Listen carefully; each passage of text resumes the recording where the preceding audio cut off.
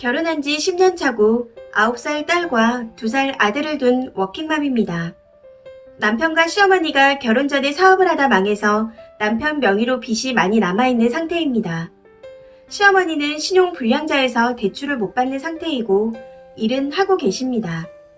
그전 사업을 같이 하던 사장이 돈을 안 주는 바람에 부도가 났고 그에 대한 대출금은 그 사장이 매달 이자만 주고 있는 상태예요.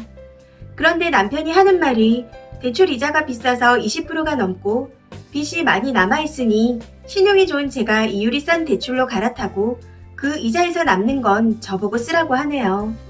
어제 제가 싫다고 했고 오늘 또 카톡으로 생각해봤냐고 묻더군요. 저는 싫다고 하면서 왜 내가 내 명의로 빚을 얻어야 하냐. 지금도 집 사면서 대출금 갚고 있는데 스트레스다 등등 옛날 과거 이야기 등 좋지 않은 얘기들로 문자를 주고받았습니다. 저도 결혼하면서 너무 힘들게 시작을 했고 남편의 사업 실패로 결혼 후에도 자리를 잡지 못한 터에 제가 일하면서 아이들도 키우며 버티고 있었거든요. 일단 남편 집 빚에 대한 트라우마도 상당히 컸습니다. 그래서 평소에 참고 있었던 이야기들을 막 했어요. 너무 속상해서요. 남들은 그래도 결혼 10년 차 되면 남편들이 벌어온 돈으로 애 둘 키우면서 사는데 저희는 42살 남편이 200 남짓 벌어옵니다. 그마저도 계속 이직하고 시골을 반복하니 항상 마이너스기에 제가 일을 안 하면 살 수가 없는 상황입니다. 저는 세후 220 벌고 있어요.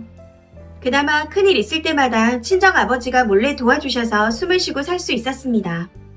남편은 그렇게 제가 해결을 해가며 가정을 유지해오니 거기에 익숙해졌는지 바뀜없이 고집불통으로 살고 있네요. 오늘은 싸우다가 그러면 정리하자. 더 이상 미래도 없고 나도 너무 지치고 힘들다.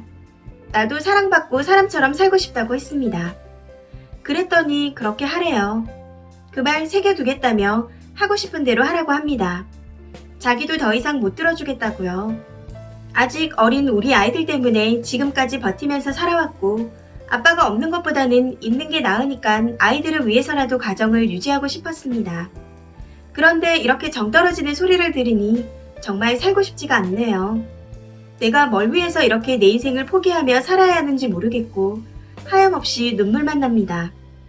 결혼 후 시댁에서 계속 시할머니, 시어머니랑 같이 살아야 한다고 했던 남편 덕에 결혼 3년 차부터 우울증 약도 먹고 있는 상태입니다. 남편은 아들 둘 집에 장남인데 고집도 엄청 세고 건강관리를 잘못해서 성인병을 달고 삽니다. 고혈압, 통풍, 비만, 식도염, 목 디스크, 척추 요추 분리증, 이것 말고도 자지구레한 병이 많아요. 저는 어떻게 해야 할까요?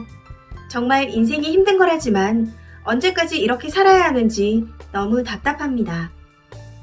댓글입니다. 첫 번째 댓글. 저 아는 언니가 이러고 빚도 자기 명의로 빌려주고 살다가 결국은 빚까지 떠안고 이혼했어요. 절대로 받아주시면 안 됩니다. 두 번째 댓글. 이번 생은 포기하셨어요. 그러기엔 님 인생이 너무 불쌍하네요.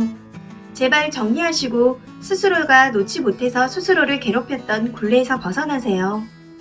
세 번째 댓글. 빚도 빚이지만 40이면 아직 젊은데 벌써부터 종합병원이면 50살부터는 일도 안 하고 지 아픈 거 핑계로 처먹고 처놀겠네요. 네 번째 댓글. 경제활동은 안 하시는 것도 아니고 차라리 이혼하시는 게 아이들이나 글쓴이님이나 더 편히 사시는 길일 것 같아요.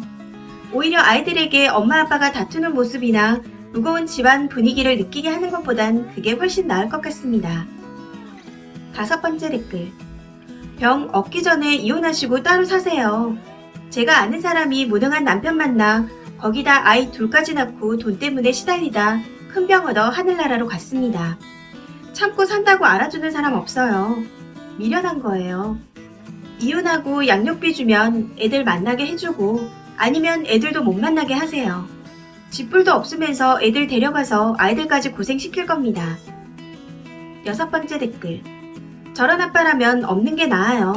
아내분 바보예요. 뭐하러 참고 살아요. 그냥 이혼하고 친권, 양육권 다 가지고 와요. 될 수 있으면 친정아버지에게 도움도 청하시고요. 일곱 번째 댓글. 정말 이혼 소리 쉽게 하는 건 아니지만 상황이 이렇게까지 됐으면 이혼 말고는 답이 없는 것 같아요. 급한 대로 대출을 본인 이름으로 하면 결국 갚아야 하는 것도 쓴 일 것 같고 나중에 쓴이조차 신용이 안 좋아질 수 있습니다. 신용 떨어지는 건 한순간이지만 올리는 건 정말 오래 걸린다고 하잖아요. 아이들을 위해 이혼을 고민하고 있다고 하셨는데 오히려 지금 상황은 아이들을 위해서라도 이혼을 해야 되지 않을까요? 이 사연은 여기까지입니다. 시청해주셔서 감사합니다.